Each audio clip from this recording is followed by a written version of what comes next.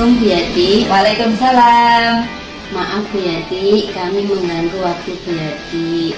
Kami calon guru penggerak angkatan 7 mohon izin akan mengadakan aksi nyata Bu Yati.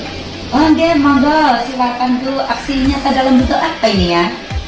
Begini Bu Yati, aksi nyata yang akan kami laksanakan yaitu kami akan mensosialisasikan materi yang telah kami dapat di 21.4, yaitu tentang budaya positif yang ada di sekolah. Begitu Bu Yati. Oke, bagus itu. Budaya positif yang bagaimana ya Bu yang dimaksud? Jadi begini Bu Yati, di modul 1.4 itu kami mempelajari budaya positif, di mana budaya positif itu isinya tentang keyakinan-keyakinan, kebaikan-kebaikan dan kebiasaan-kebiasaan yang sudah diterapkan di sekolah, yang sudah berpihak pada murid, sehingga murid ini menjadi murid yang kritis, bertanggung jawab dan penuh hormat. Jadi nanti kita itu akan memberikan sebuah Bu Yati, wawasan kepada dewan guru semua tentang bagaimana sih budaya positif itu diterapkan di lingkungan sekolah. Jadi seperti itu Bu Yati. Bagus itu, sangat saya dukung dan saya support. Kira-kira fasilitas apa yang bisa saya berikan untuk ini, apa sosialisasi budaya positif ini? Kalau untuk fasilitasnya kami tentu satu tempat ya Bu Yati. Kami kemarin sudah sepakat kami memilih kelas Jasmine Class Bu Yati gitu nggih. Terus yang kedua kami juga membutuhkan proyektor untuk slide, menampilkan slide-slide materi itu dan juga komputer gitu Bu Yati. Dan juga teman-teman, tentunya teman-teman semua Dewan Guru KB dan TK Islam Rahmatullah. Yes ya. Insya Allah ini rencananya kapan Bu? Insya Allah kami merencanakan Sabtu besok Bu Yati. Sabtu besok. Coba saya lihat schedule-nya dulu ya. Sabtu besok itu ada kegiatan apa? Oh, alhamdulillah untuk Sabtu besok ini kegiatannya kosong ya Bu, bisa diisi sudah. Sosialisasi ini. Berarti ini melibatkan semua dewan guru ya? Jadi dalam kesempatan ini kami berempat akan berpresentasi dan memberikan sosialisasi materi budaya positif tersebut kepada seluruh warga sekolah. Harapannya kita semua bisa berkolaborasi dan menerapkan bersama-sama budaya positif ini agar terprogram lebih baik. Sebenarnya mungkin di antara keempat kita ini sudah melaksanakan budaya positif, cuman mungkin tidak serentak seperti itu. Dan harapannya ketika kita sudah mensosialisasikan kepada seluruh warga, semuanya bisa serentak untuk menerapkan ini. Ngoten Bu Yati. Ya.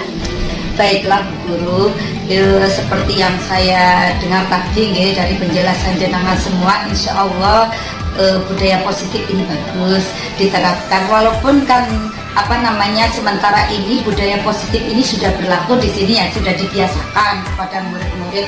Akan tetapi dengan adanya program dari guru penggerak ini untuk mensosialisasikan kepada segenap ibu guru, nantinya budaya positif ya, pembiasaan yang sudah dilaksanakan di sekolah ini akan menjadi terukur. Seperti itu. Baik, insya Allah semoga nanti kegiatan ini bisa berjalan dengan lancar, diberikan kemudahan oleh Allah, sehingga warga sekolah ini bisa membudayakan budaya positif ini dengan baik. Amin. Terima kasih Bu Yati atas kesempatan yang diberikan. Semoga kita semuanya bisa memberikan materi dengan sebaik-baiknya. Amin.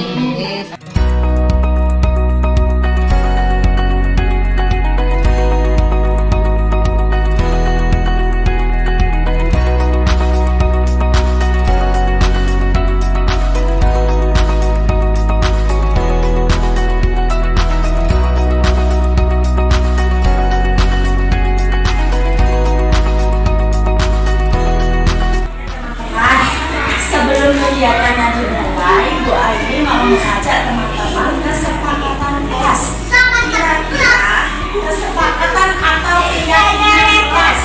Nah, kira-kira hal yang diyakini teman-teman untuk membuat keyakinan kelas agar kelas kita menjadi tertib, nyaman, dan belajarnya menyenangkan, kita harus apa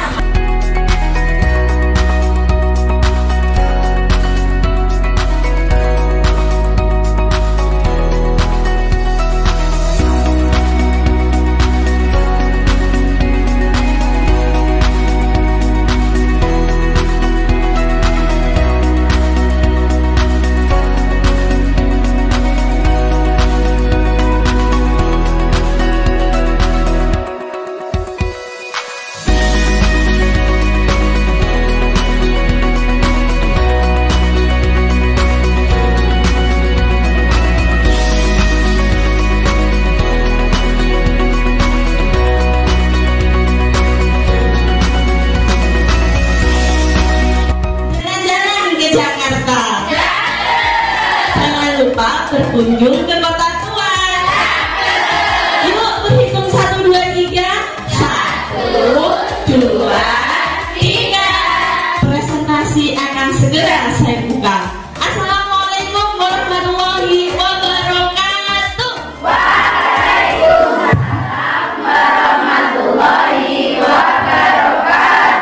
Masya Allah, terima kasih teman-teman. Di waktu siang ini teman-teman masih meluangkan waktu untuk mendengarkan materi-materi kita. Gimana Putri, mau nyanyi dulu? Nyanyi dulu? Yuk, terus semangat. Semangat. Materi terakhir itu harus semangat Bu. Karena sudah ngantuk harus penuh semangat seperti itu ya. Oke. Baik Bu Guru, hari ini kita berada di ruang destinasi, yaitu ruang aksi nyata kami dari CDT Angkatan 7 untuk memberikan presentasi materi yang telah kita dapatkan di modul 1.4. Baik, budaya positif tadi. Untuk menuju ke materi saya, jenengan harus paham dulu dari materi 1, 2, dan 3. Di materi 1 tadi intinya adalah nilai-nilai kebajikan yang terangkum dalam profil pelajar Pancasila. Di situ tiap hari kita sudah diulang-ulang, bahkan dengan nyanyian. Tiap hari di sana banyak sekali yang bisa kita ambil nilai-nilai kebajikan yang bisa kita terapkan di anak-anak. Materi kedua tentang hukuman penghargaan. Kenapa kita harus membahas itu? Karena di tanggal love-nya Bu Ica tadi, materi yang penting untuk kita terapkan adalah restitusi. Dan restitusi itu melewati materinya Bu Ica. Dan yang terakhir adalah materi tentang keyakinan kelas. Selama ini, apakah kita sudah melakukan keyakinan kelas? Ya, Sandra. Di angkatan 3 CGP dulu namanya bukan keyakinan kelas, tapi namanya kesepakatan kelas. Di angkatan 7 ini sudah berubah nama menjadi keyakinan kelas. Nah, di materi ini kita akan memahami 5 posisi kontrol. Mari kita refleksikan bersama. Kita yang sudah bertahun-tahun ngajar nih, ya, kembali ke diri saya sendiri nih. Apakah kita ketika mengajar sudah idealkah? Sudah menerapkan inikah? Ini 5 posisi kontrol Bu Guru. Ada menghukum, ada pembuat merasa bersalah, ada teman, ada manajer, dan ada pemantau. Kita refleksikan bersama, kita lihat bersama. Coba kira-kira selama ini kita ketika mengajar sudah ada di posisi mana? Oke, kita belajar dengan video. Tolong diamati dengan benar-benar. Kita mulai dari yang pertama, posisi menghukum. Sini kamu. Selalu terlambat. Kamu deh pasti terlambat. Maaf Bu, saya Apa? Apa coba? Alasan kamu apa lagi? Kapan sih kamu bisa terlambat? Malas sekali ya kamu jadi anak. saya Dasar pemalas. Gak kapok-kapok sih kamu. Sudah berapa kali terlambat? Sana, kamu keliling lapangan basket 2 kali. kenapa saya harus ke lapangan basket Bu? Kenapa? Kamu melawan ibu. Berani-beraninya jawab. Sudah terlambat, masih berani jawab pula. Sekarang, keliling lapangan basket 5 kali sekalian. Biar tahu. Stop. Pergi sana lapangan basket. Ibu-ibu, mohon maaf, tadi kita lihat itu posisi menghukum. Ciri-cirinya apa? Nadanya tinggi, membentak-bentak, terkesan menjatuhkan, ngedonkan. Dampaknya apa kalau kita menerapkan pengajaran seperti itu? Dampaknya itu anak akan menjadi pendendam. Nah, dendam ini membahayakan ya. Dendam itu bukan hanya di dalam hati, dia bisa coret-coret, mungkin sepeda motornya bu guru bisa dibosin, mungkin bisa motor atau apanya bu guru bisa ditulisin bu guru jelek atau bu guru brengsek seperti itu. Kenapa kalau SMA bentuknya? Karena ini kita global belajarnya. Ini pun nanti kita banyak bisa menemukan kasus-kasus tersebut di TK seperti itu. Oke, selanjutnya posisi pembuat merasa bersalah.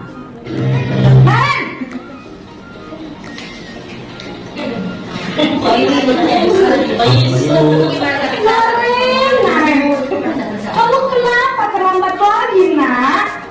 Ya Tuhan, Naren, kamu senang ya bikin ibu susah ya? Kalau kamu terlambat lagi, nanti ibu yang ditegur bapak kepala sekolah, nak. Disangka ibu tidak bisa membina kamu.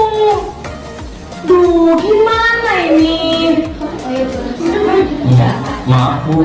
Duh, Gusti Naren, kamu suka ya kalau ibu ditegur bapak kepala sekolah? Terus, sekarang ibu harus tulis apa ini di buku absen? Ini kamu sudah sering terlambat loh. Ibu harus apa coba? Maaf Bu. Maaf sekali. Ya sudah, lain kali jangan bikin ibu susah lagi ya nak ya. Ibu tidak akan kuat lagi kalau kamu begini terus. Bisa jantungan kalau ibu tegur bapak kepala sekolah. Sana cepat ke kelas. Maaf ya Bu. Ciri-ciri pembuat merasa bersalah yaitu kalimatnya lembut, tapi kalimatnya itu ngejasnya seolah-olah menyalahkan anak tersebut. Nah, dampaknya ketika anak-anak merasa bersalah nih, kalau kita disalahkan, salah terus, akhirnya kan, oh iya aku salah. Akhirnya dalam otaknya itu dia tidak terbentuk identitas positif, selalu identitasnya halo Yesus, aku salah, selalu seperti itu. Dan bahayanya, dampaknya jika kita sering atau anak tersebut sering mendapat perlakuan oleh gurunya pembuat merasa bersalah, akan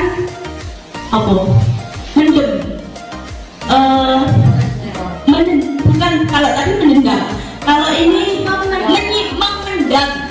mendendam. Apakah status pembuat merasa bersalah sama ini lebih berat?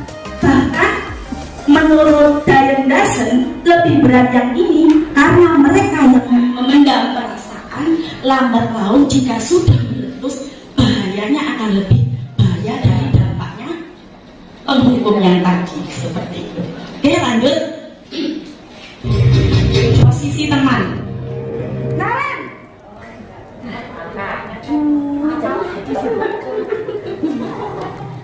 Selamat pagi Bu. Wah, sudah jam berapa ini nak? Terlambat lagi ya sayang. Iya Bu. Habis ibu saya lupa bangunkan saya Bu. Kamu malah menyalahkan ibu kamu. Kamu bukannya anak yang larinya paling kencang. Kok terlambat sih? Iya Bu. Saya memang terlambat bangun tadi. Jadi biarpun saya lari kencang, tetap gak kekejar Bu. Ya sudah sana. Nanti lain kali larinya lebih kencang lagi ya. Biar gak terlambat lagi. Bikin seneng ibu demi ibu. Bisa kan? Bisa lah Bu. Ya sudah, sana masuk kelas. Ibu beresin urusan absen kamu.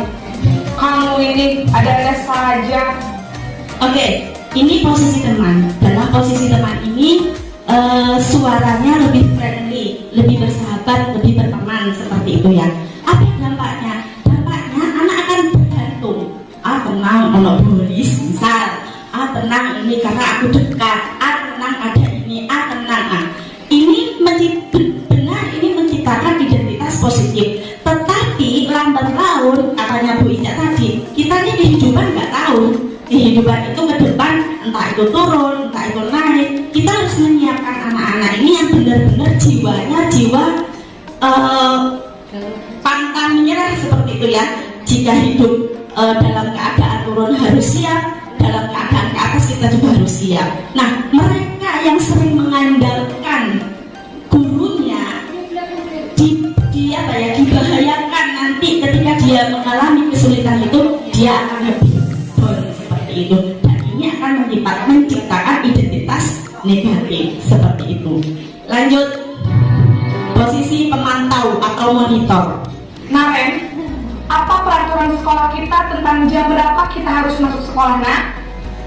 Kita harus di sekolah jam 7, Bu. Iya, betul. Sekarang sudah jam 7.20. Ren sudah tahu konsekuensinya jika terlambat hadir. Paham, Bu. Saya harus tinggal kelas pas jam istirahat selama 20 menit. Iya, benar. Konsekuensinya demikian. Jadi nanti jam 9.30 pas istirahat, kamu harus tinggal di kelas, kerjakan tugas tambahan untuk ketertinggalan kamu, ya. Ini posisi pemantau ya.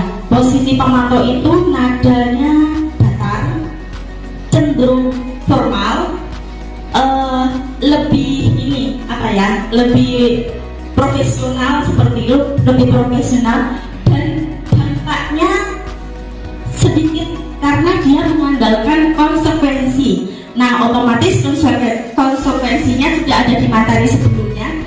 Konsekuensi yang kita bentuk adalah berdasarkan keyakinan kelas yang sudah kita sepakati bersama. Ketika kesepakatan sudah dibuat, insya Allah anak akan lebih paham bagaimana cara mengatasi konsekuensinya. Jadi di sini anak sudah mampu bertanggung jawab karena adanya konsekuensi. Yang terakhir yaitu posisi manajer, posisi kontrol yang terakhir. Maaf, Bu, saya terlambat. Iya, sekolah masuknya jam 7, sekarang sudah jam 7.20. Jadi sekarang bagaimana ini, Ren? Maaf, Bu, saya lupa alarm saya semalam. Baiklah, menurut kamu, keyakinan sekolah yang mana yang perlu kamu tingkatkan? Menghargai diri sendiri dan orang lain mungkin. Nilai kebajikan keluar ya, Bu. Jadi, apakah Naren meyakini prinsip saling menghormati tersebut? Iya, Bu, saya meyakininya. Apakah Naren bersedia memperbaiki masalah keterlambatan ini? Bersedia, Bu. Bagaimana kamu akan perbaiki masalah keterlambatan ini? Saya akan coba untuk tidak lupa menyetel alarm saya, Bu. Baik, kalau Naren lupa menyetel alarm di rumah, ada orang yang kira-kira bisa bantu mengingatkan tidak? Ada, Bu. Kakak saya, Kak Emma. Ada lagi selain Kak Emma? Selain Kak Emma, ada ibu saya. Baik, jadi yang mengingatkan Naren adalah Kak Emma dan ibu kamu ya? Kira-kira akan mulai set alarm kapan nih, Naren? Setelah pulang sekolah, akan segera saya lakukan. Baik, jadi Naren akan setel alarm untuk bangun besok pagi dan akan diingatkan oleh kakak dan ibunda Naren ya. Ada lagi yang mungkin perlu dilakukan, Naren, agar tidak terlambat bangun lagi? Tidak ada, Bu. Baik, Naren, terima kasih untuk kerjasama kamu. Sekarang kamu perlu kembali ke kelas untuk belajar. Baik, Bu. Ini terakhir ya, Bu, posisi manajer. Posisi manajer ini hampir seperti pemantau. Nadarnya datar, formal, profesional seperti itu. Namun di sini ada beberapa yang tidak ada di pemantau. Nah, di sini nilai kebajikan tadi sudah muncul, ditanyakan keyakinan kelasnya. Apa yang keyakinan kelas apa yang kamu langgar? Dia dengan sendirinya menjawab, dia dengan sendirinya memberikan jalan keluar. Nah, disinilah posisi ideal guru yang diharapkan pemerintah di posisi manajer. Nah, Bu Aini, bagaimana? Apakah semua masalah harus diselesaikan dengan posisi manajer? Tidak, lihat besar kecilnya masalah tersebut. Kalau masalahnya tidak begitu besar, ya biasa kita selesaikan dengan biasa. Namun kita upayakan, kita yang hari ini mengajar di posisi, kalau saya pas waktu mengisi LMS selama ini Anda ketika mengajar atau di rumah menjadi orang tua, posisi mana yang sudah Anda terapkan? Saya jawab, saya kebanyakan di posisi teman. Sering nggak? Kayaknya sering. Ojo ibu tolong, nggak kasihan nggak sama Bu Aini. Kan kita sering seperti itu ya. Kalau saya seperti itu di teman, pemantau pelajaran, seringnya saya teman. Nah, harapan pemerintah ini dengan semuanya setelah mendapat ilmu teori kontrol ini bisa merubah sedikit dari yang posisi teman berangsur ke posisi pemantau dan akhirnya bisa ideal di posisi manajer. Harapannya ya nanti kita berusaha bareng-bareng Bu, saya pun belum sempurna, kita belajar bareng-bareng seperti itu. Dari sini jelas ya 5 posisi kontrol sudah. Next, ciri-ciri dan dampak ini tadi sudah saya jelaskan ya, saya sudah tanpa slide tadi sudah saya jelaskan. Nanti jenengan bisa saya kasih slide-nya, bisa dibaca-baca lagi. Yang terakhir adalah kita perlu mempelajari video cuman terakhir ini, video terakhir yaitu video restitusi. Nah, setelah melampaui materi-materi tadi, apa sih yang harus kita lakukan? Bagaimana penyelesaian masalah yang harus kita lakukan ketika kita menemukan masalah? Nah, kita perlu restitusi. Apa restitusi itu? Restitusi itu dialog, ya. Dialog, percakapan, pertanyaan-pertanyaan yang bermakna antara guru dengan anak dengan beberapa indikator. Indikatornya ada 3. Yang pertama, menstabilkan identitas. Yang kedua, validasi tindakan. Yang ketiga, menanyakan keyakinan. Nah, menanyakan keyakinan kelas. Nah, biar lebih paham langkah restitusi seperti apa, kita lihat video terakhir. Iya, Sarah. Iya Pak. Sudah lama ya ketemu Sarah. Kenapa hari ini ada di sini? Kesel Pak, kesel banget. Masa aku dikatain tukang fitnah Pak? Ya aku marah lah. Aku udah dikatain Eka di depan kelas. Kesel banget. Oh begitu. Ya pasti kamu merasa kesal. Bapak juga akan marah apabila ada yang menuduh Bapak seperti itu.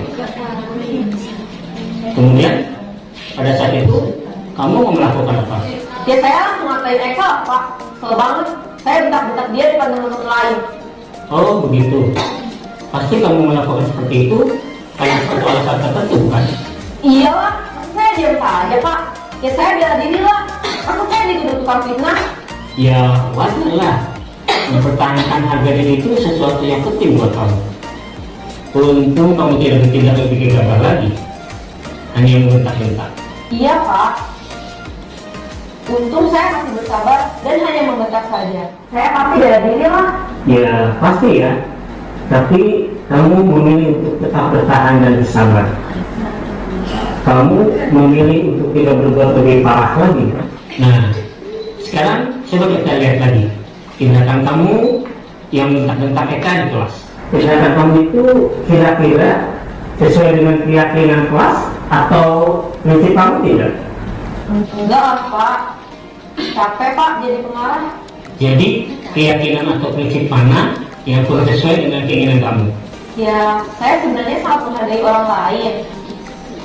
Mungkin saat itu saya menjadi emosi, jadi tidak menunjukkan sikap itu. Kamu meyakini tidak? Menghargai orang lain itu penting buat kamu? Yakinlah Pak. Iya, setuju.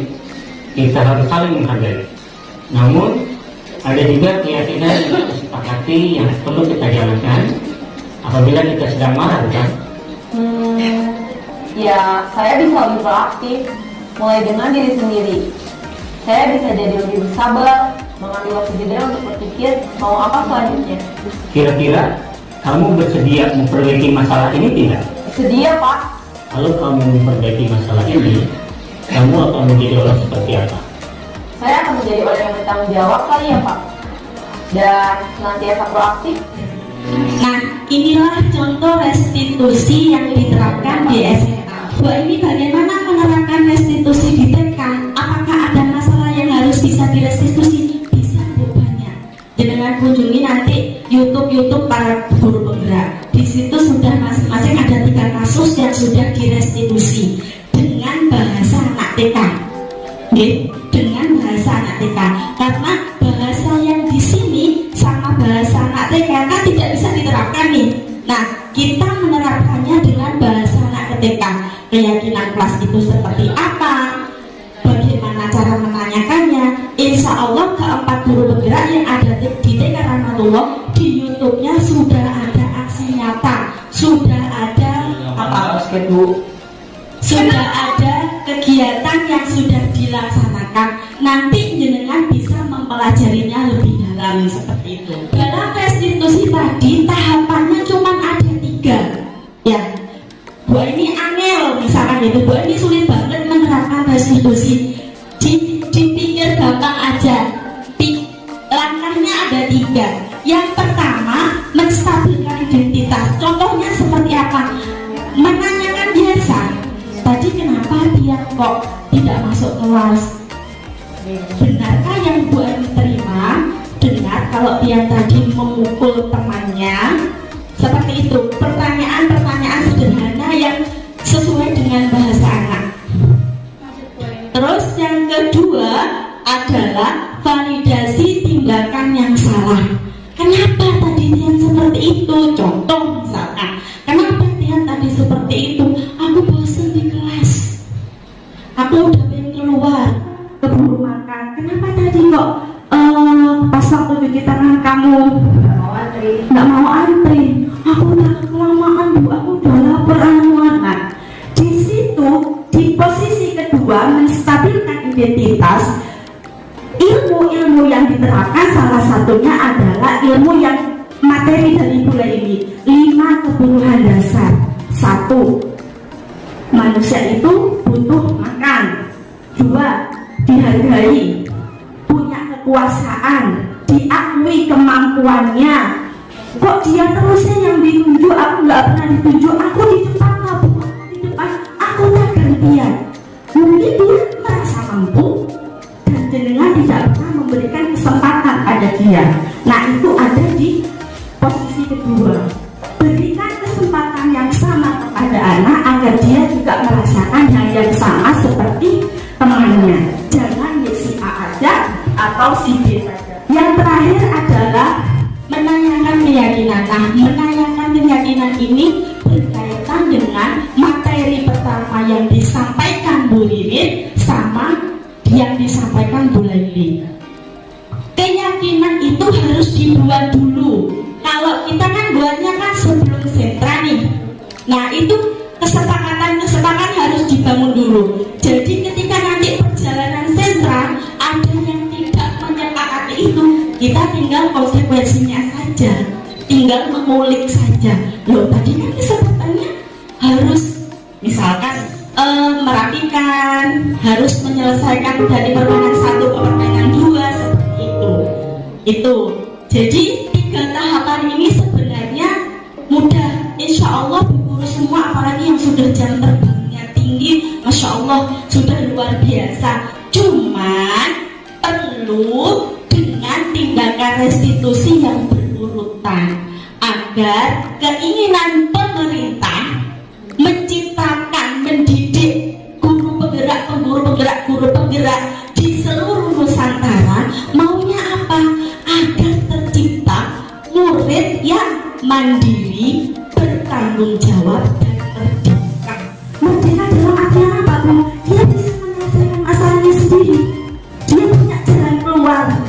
Dia bisa menjawab.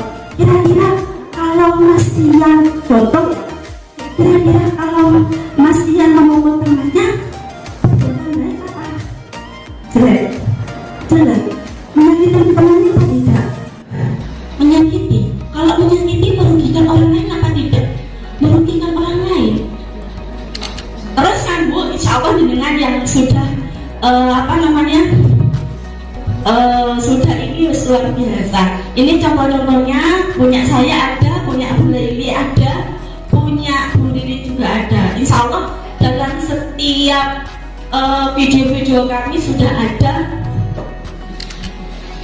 3 kasus ya kemarin ya, 2 kasus menyelesaikan masalah dengan cara restitusi. Mohon maaf, yaitu pendidikannya itu dari SMA sampai TK. Jadi kita harus pinter-pinter berkreatif karena kebanyakan contohnya itu di kelas SMP dan di kelas SMA seperti itu.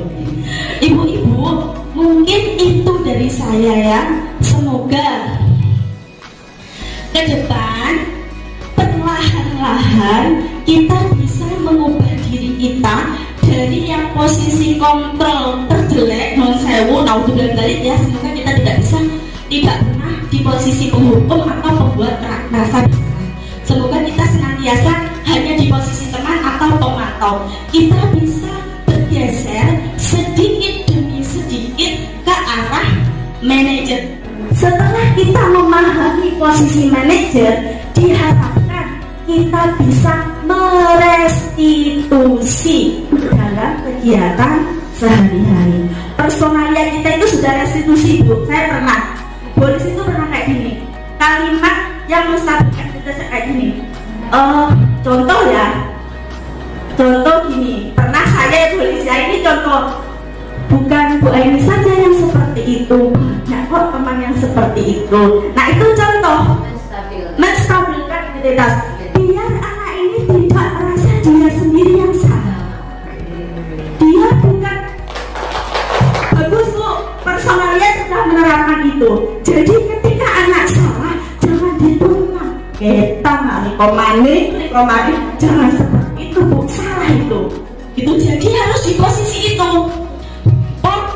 Jadi ya, jadi orang itu oh iya ya seperti itu. Atau seperti ini kalau kalimat anak kecil ya, Bu ini dulu masih kecil juga pernah seperti itu, nggak apa-apa. Nah, akhirnya identitas gagal anak tadi berubah menjadi identitas positif. Dari identitas negatif berubah menjadi identitas positif. Jadi digedekno atine seperti itu. Nah, nanti di file saya itu lengkap Bu, karena tidak bisa dibuka ya. Contoh-contoh kalimat menstabilkan identitas, menanyakan jaminan itu lengkap. Oke.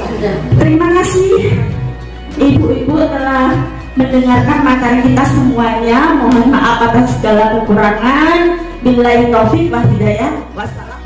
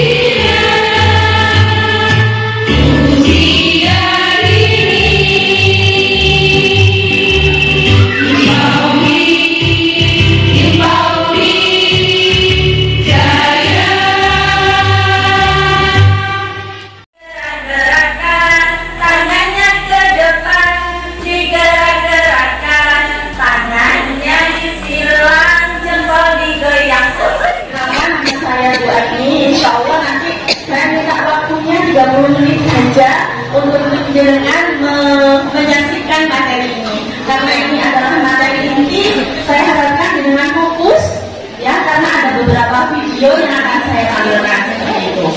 Kita akan di ruang destinasi budaya positif. Next.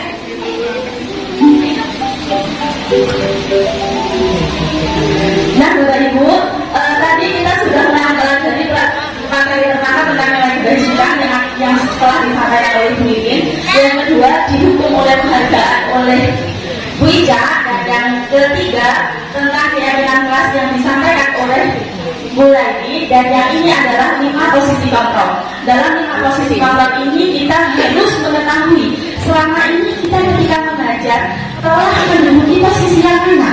Dalam 5 posisi kontrol ini, yang pertama adalah menghukum, yang kedua adalah pembuat merasa bersalah, yang ketiga adalah teman, yang keempat adalah pemantau, dan yang kelima adalah manajer.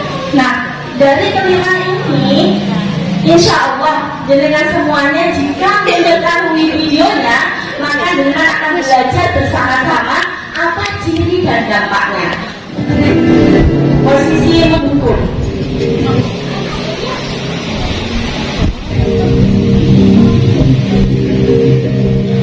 Naren, sini kamu. Jangan bosan ya, bilang rumah sudah 2 kali. Terlambat. Kamu deh, pasti terlambat. Maaf Bu, saya Apa? Apa coba? Alasan kamu apa lagi? Kapan sih kamu tidak terlambat? Malas sekali ya kamu jadi anak. Dasar pemalas. Gak kapok-kapok sih kamu. Sudah berapa kali terlambat?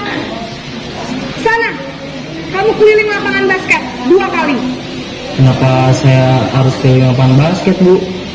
Kenapa? Kamu melawan ibu. Berani-beraninya jawab.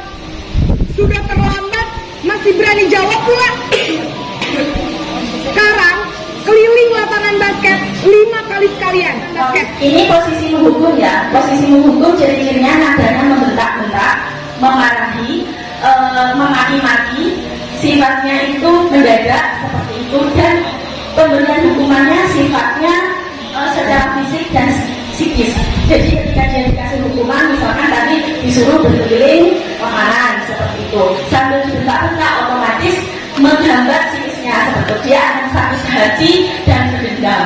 Yang berbahaya adalah pendendamnya, karena ketika dia sudah memendam, hal-hal buruk dapat terjadi bagi mereka yang sering mendapat perlakuan menghukum seperti itu. Next, yang selanjutnya, posisi pembuat merasa bersalah.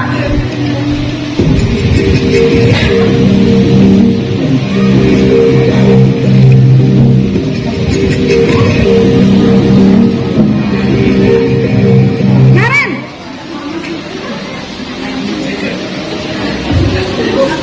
Selamat pagi Bu. Naren. Kamu kenapa terlambat lagi, nak? Ya Tuhan, Naren. Kamu senang ya bikin ibu susah ya? Kalau kamu terlambat lagi, nanti ibu yang ditegur bapak kepala sekolah, nak. Disangka ibu tidak bisa membina kamu. Duh, gimana ini? Maaf Bu. Duh, Gusti Naren.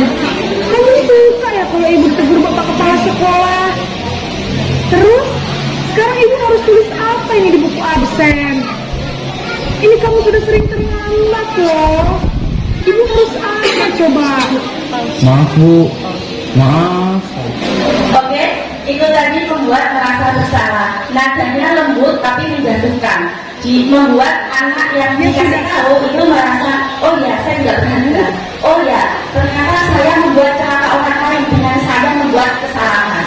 Ini membentuk identitas gagal kepada anak. Ketika dia membentuk identitas gagal kepada anak, dia juga akan merasa tidak berharga atau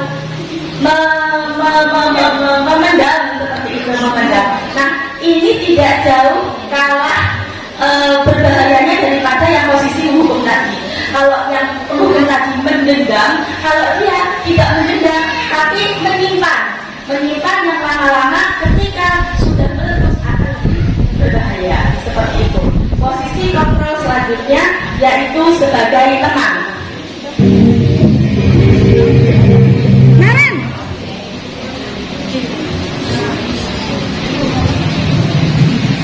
pagi, Bu. Wah, sudah jam berapa ini nak? Terlambat lagi ya sayang. Iya, Bu.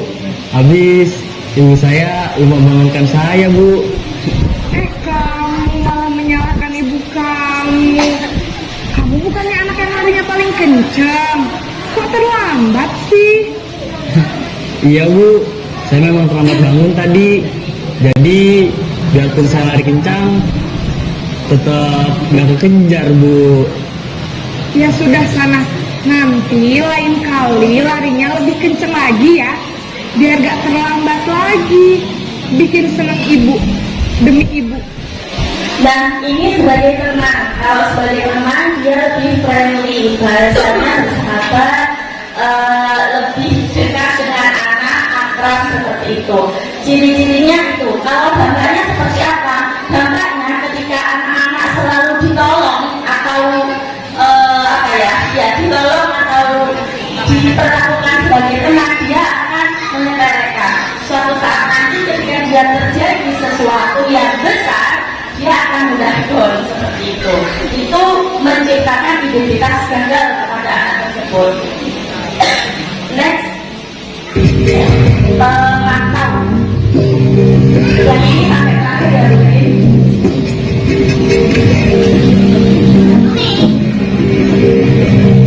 Naren!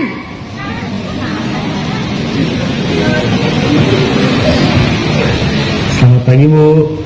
Naren, apa peraturan sekolah kita tentang jam berapa kita harus masuk sekolah, nak? Kita harus di sekolah jam 7, Bu. Iya betul, sekarang sudah jam 7.20. Naren sudah tahu konsekuensinya jika terlambat hadir. Paham, Bu. Saya harus tinggal kelas pas jam istirahat selama 20 menit. Ya benar, konsekuensinya demikian. Jadi nanti jam 9.30 istirahat, kamu harus tinggal di kelas, kerjakan tugas tambahan untuk ketinggalan kamu, ya. Baik, Bu. Nah, itu posisi pemantau. Kalau posisi pemantau nadanya akrab, tulus, formal, ya kan? Di sana ada pertanyaan tentang konsekuensi. Nah, pertanyaan konsekuensi ini berhubungan dengan keyakinan kelas tadi yang telah dibentuk. Mereka yang menanyakan tentang konsekuensi karena sudah membuat keyakinan kelas. Jadi ketika terjadi sesuatu, tinggal menanyakan konsekuensinya seperti itu. Ini posisi manajer.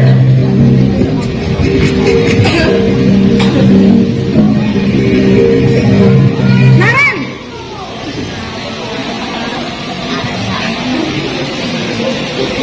Selamat pagi, Bu. Selamat pagi, Naren. Maaf, Bu. Saya terlambat. Iya, sekolah masuknya jam 7, sekarang sudah jam 7.20. Jadi sekarang bagaimana ini, Naren? Maaf, Bu. Saya lupa setel alarm saya semalam. Baiklah, menurut kamu, keyakinan sekolah yang mana yang perlu kamu tingkatkan? Menghargai diri sendiri dan orang lain mungkin ya, Bu. Setuju. Jadi, apakah Naren meyakini prinsip saling menghormati tersebut? Iya, Bu. Saya meyakininya. Apakah Naren bersedia memperbaiki masalah keterlambatan ini?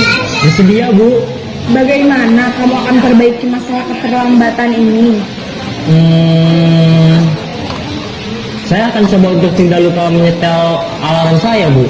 Baik, kalau Naren lupa menyetel alarm di rumah, ada orang yang kira-kira bisa bantu mengingatkan tidak? Ada, Bu. Kata saya, Kak Emma. Ada lagi selain Kak Emma? Selain Kak Emma, ada ibu saya. Baik, jadi yang mengingatkan Naren adalah Kak Emma dan ibu kamu. Nah, ini adalah posisi manajer, posisi yang diharapkan oleh pemerintah. Mungkin Bapak Ibu bisa tanya ke diri sendiri ya, selama ini ketika kita mengajar, sudahkah kita menerapkan posisi manajer? Atau bertanya pada diri sendiri, posisi manakah yang kita jalankan selama ini? Apakah di posisi teman apakah di posisi pemantau, apakah di posisi manajer. Nah, idealnya adalah seorang guru diharapkan bisa menduduki posisi paling minimal adalah di pemantau. Syukur-syukur setelah nanti mendapat materi restitusi, jenengan bisa menerapkan di posisi manajer, karena manajer inilah posisi yang paling ideal yang diharapkan oleh pemerintah. Nah, sekarang kita menuju materi restitusi. Apakah itu restitusi? Restitusi adalah dialog atau pertanyaan-pertanyaan yang diberikan oleh seorang guru tentang pertanyaan-pertanyaan bermakna terhadap seorang murid yang terjadi penyimpangan. Nah, dari pertanyaan-pertanyaan tersebut diharapkan seorang murid bisa menyelesaikan masalahnya sendiri. Guru hanya memberikan dialog-dialog atau pertanyaan yang disesuaikan dengan satu materi yang pertama tadi, yaitu tentang keyakinan kelas. Dua, tentang 5 kebutuhan dasar. Selama ini kita ketika jadi guru sudah tahu nggak 5 kebutuhan dasar tersebut? Mungkin mereka yang menyimpang dari yang tidak sesuai atau yang menyimpang kebutuhan dasar yang 5 tadi itu belum tercukupi sehingga dia menyimpang tersebut. Jadi kita sebagai pendidik harus benar-benar hafal 5 kebutuhan dasar setiap anak didik kita. Nah, ini Bapak Ibu, dalam segitiga restitusi kita menerapkan 3 penerapan. Yang pertama yaitu menstabilkan identitas, yang kedua itu validasi tindakan yang salah, dan yang ketiga adalah menanyakan keyakinan. 3 materi segitiga ini sudah kita dapatkan dari pemateri pertama, kedua, dan ketiga. Tadi sudah dijelaskan. Nah, untuk memahaminya, satu video lagi terakhir. Ini penerapan restitusi yang resmi dari Kemendikbud ya Bapak Ibu. Nanti jenengan yang versi TK akan kami bagi linknya mungkin lewat Ibu Kepala Sekolah. Yang Sarah. Yang Pak. Sudah lama nggak ketemu Sarah? Kenapa hari ini ada di sini? Kesel Pak, kesel banget. Masa aku dikatain tukang fitnah Pak? Ya aku marah lah. Aku balik ngatain Eka di depan kelas. Kesel banget. Oh begitu. Ya pasti kamu marah dan kesal. Bapak juga akan marah apabila ada yang menuduh Bapak seperti itu. Kemudian pada saat itu kamu mau melakukan apa? Ya saya langsung ngatain Eka lah Pak. Kesel banget. Saya bentak-bentak dia depan teman-teman lain. Oh begitu. Pasti kamu melakukan seperti itu karena suatu alasan tertentu bukan? Iyalah, masa saya diam saja Pak? Ya saya bela diri lah. Masa saya dituduh tukang fitnah? Ya wajar lah. Mempertahankan harga diri itu sesuatu yang penting buat kamu. Untung kamu tidak bertindak lebih gegabah lagi, hanya membentak-bentak. Iya Pak. Untung saya masih bersabar dan hanya membentak saja. Sudah gemes padahal. Saya pasti bela diri lah. Ya pasti ya. Tapi kamu memilih untuk tetap bertahan dan bersabar. Kamu memilih untuk tidak berbuat lebih parah lagi, bukan? Iya. Nah, sekarang coba kita lihat lagi tindakan kamu yang bentak-bentak Eka di kelas. Tindakan kamu itu kira-kira sesuai dengan keyakinan kelas atau prinsip kamu tidak? Enggak lah Pak. Capek Pak jadi pemarah. Jadi keyakinan atau prinsip mana yang kurang sesuai dengan keinginan kamu? Ya, saya sebenarnya sangat menghargai orang lain. Menghargai orang lain. Pokoknya menghargai orang lainnya. Oke. Bapak Ibu, tadi segitiga restitusi menerapkan 3 pilar. Yang pertama menstabilkan identitas.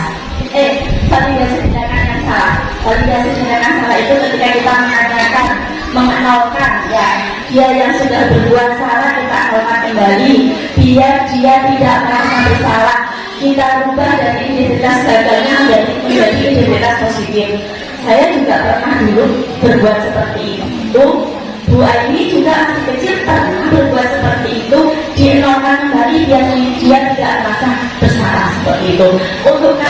minat bahasa anaknya nanti mungkin bisa mengunjungi YouTube guru penggerak, akan bisa banyak contoh kasus yang telah kami kerjakan seperti itu. Yang kedua yaitu memvalidasi tindakan yang salah. Memvalidasi tindakan yang salah itu menanyakan, ya, menanyakan. Memvalidasi tindakan yang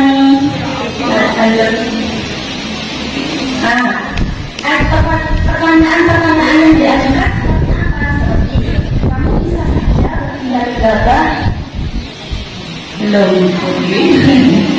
kamu bisa saja berpindah gegabah lagi lebih dari hal ini, seperti itu ya, seperti yang dicontohkan tadi. Dan yang terakhir adalah menanyakan keyakinan. Menanyakan keyakinan ini berhubungan dengan hal-hal yang telah kita sepakati tadi. Kalau di sekolah kami mungkin keyakinan kelas yang kita bentuk ketika kita sebelum memulai kegiatan sentra. Apa aja yang harus kita pilih sebelum kegiatan sentra? Harus tertib, tidak boleh ramai, misalkan seperti itu. Nah, itulah nanti yang menjadi panutan ketika nanti terjadi penyimpangan seperti itu. Nah, kami berharap materi-materi yang telah kita sampaikan ini bisa diterapkan ke sekolah utamanya di Bus 8, karena adanya guru penggerak itu salah satu fungsi dan tugasnya adalah mengembangkan komunitas tradisi seperti itu. Nah, Bapak Ibu, itu tadi materi restitusi ya, balapan restitusi disampaikan hanya dalam 15 menit. Wow. Nih, terima kasih dari saya, mohon maaf atas segala kekurangan. Bila dikasih hidayah, wassalamualaikum warahmatullahi wabarakatuh.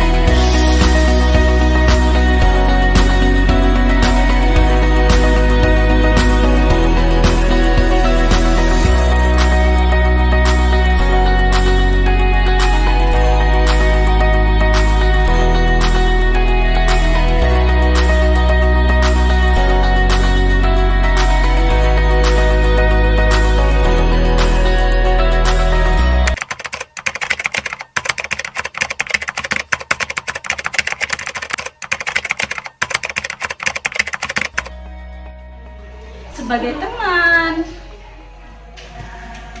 sebagai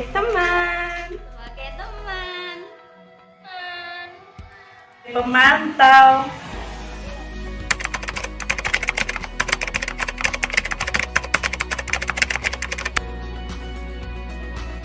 Assalamualaikum warahmatullahi wabarakatuh. Setelah saya mengikuti materi dari Bu Aini tentang 5 posisi kontrol, akhirnya saya menjadi tahu bahwa saya selama ini menjadi guru berada di posisi teman dan pemantau.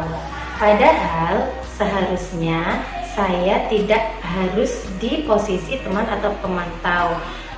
Insya Allah saya berusaha ke depannya untuk menduduki posisi yang ideal, yaitu posisi manajer. Terima kasih untuk Bu Aini yang telah memberikan materi 5 posisi kontrol ini kepada saya khususnya. Semoga Bu Aini senantiasa diberikan kesehatan, kesuksesan, dan juga kelulusan dalam guru penggerak angkatan 7 ini. Dan alhamdulillah saya menjadi tahu apa itu arti 5 dari posisi kontrol, dan juga alhamdulillah saya menjadi terbuka wawasan saya mengenai 5 posisi kontrol. Sukses selalu Bu Aini, terima kasih, semangat. Alhamdulillah, setelah saya mendengarkan materi tentang 5 posisi kontrol, sebagai pendidik saya semakin mengerti bagaimana caranya untuk lebih mengarahkan anak-anak usia dini lebih baik. Selama ini saya masih menerapkan sebagai teman kepada murid-murid saya, tetapi materi Bu Aini sangat membuka wawasan saya. Saya akan berusaha menjadi posisi manajer kepada murid-murid saya. Saya mengucapkan banyak-banyak terima kasih terutama kepada Bu Aini yang telah memberikan materi tentang 5 posisi kontrol dan materi tentang restitusi. Dari materi-materi itu saya semakin terbuka wawasan saya, serta juga dapat memotivasi saya untuk bisa melangkah seperti Bu Aini. Semoga Bu Aini bisa menyelesaikan pendidikan di guru penggerak ini dengan lancar, dengan sukses, serta bisa bermanfaat bagi sekitarnya, terutama bagi para pendidik. Assalamualaikum warahmatullahi wabarakatuh. Terima kasih saya ucapkan kepada Bu Aini yang sudah menyampaikan materi tentang restitusi kepada kami, khususnya saya.